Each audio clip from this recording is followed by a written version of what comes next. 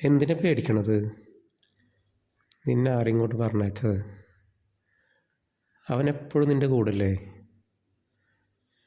പറഞ്ഞയച്ചിട്ട് അവർ തിരിച്ചു പോയില്ലല്ലോ.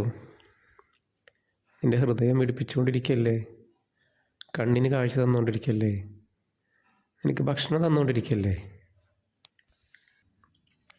പേടിയുണ്ടോ? എന്തിനു പേടിക്കണ്? അവൻ നിർഭയത്വം തരില്ലേ? അവനോട് ചോദിക്ക്. ആരുമില്ലാതെ ഒറ്റയ്ക്കിരുന്ന് അവനോട് ചോദിക്ക്. അവന് നിനക്ക് വേണ്ടി ഒഴിഞ്ഞിരിക്കുകയാണ്. നിനക്ക് വേണ്ടി മാത്രം ഒഴിഞ്ഞിരിക്കുകയാണ്. നീ രാവിലെ വിളിക്കുന്നുണ്ടോ എന്ന് നോക്കിയിരിക്കുകയാണ് വൈകുന്നേരം വരെ. വൈകുന്നേരം മുതൽ പിറ്റേ ദിവസം രാവിലെ വരെ നോക്കിക്കൊണ്ടിരിക്കുകയാണ്. വേറൊരാൾ വിളിക്കുന്നത് കാരണമായിട്ട് നീ വിളിക്കുന്നത് കേൾക്കാതിരിക്കുന്നവനാണവൻ. അങ്ങനെയാണോ? ഒരിക്കലല്ല. എല്ലാവരും ഒരുമിച്ച് വിളിച്ചാലും നീ വിളിക്കുന്നതും കേൾക്കും, നിന്നെ കാണും. എല്ലാവരും കാണുമ്പോഴും നിന്നെയും കാണും. അങ്ങനെയുള്ളൊരു രക്ഷിതാവ്.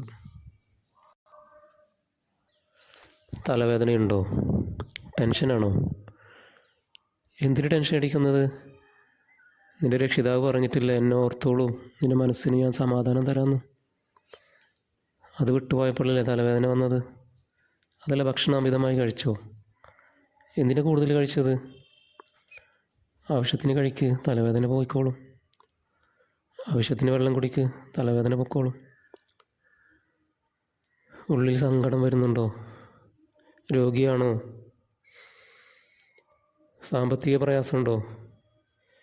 എല്ലാ ഖജനാവിൻ്റെയും ഉടമസ്ഥനാണ് നിൻ്റെ രക്ഷിതാവ്.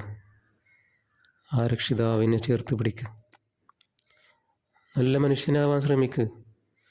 ആക്രമിക്കുന്നവന് പുറത്തു കൊടുക്ക്. എല്ലാവർക്കും ഒരു താങ്ങും തണലുമാകും. വാക്കുകൊണ്ട്, പ്രവൃത്തി കൊണ്ട്, പ്രാർത്ഥന കൊണ്ട്. ഇതിലേത് കഴിയും അതെടുക്കൂ. ഒന്നും കൊടുക്കാനില്ലെങ്കിൽ പ്രാർത്ഥന കൊടുക്കൂ.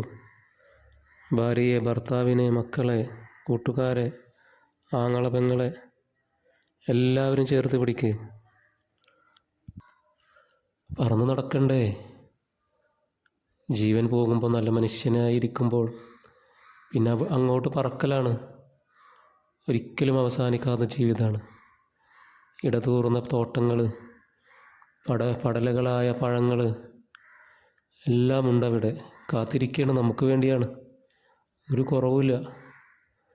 ഇവിടെയാണ് ജീവിതം. ഈ ജീവിതത്തിലാണ് അത് നേടാനുള്ള പണിയെടുക്കേണ്ടത്.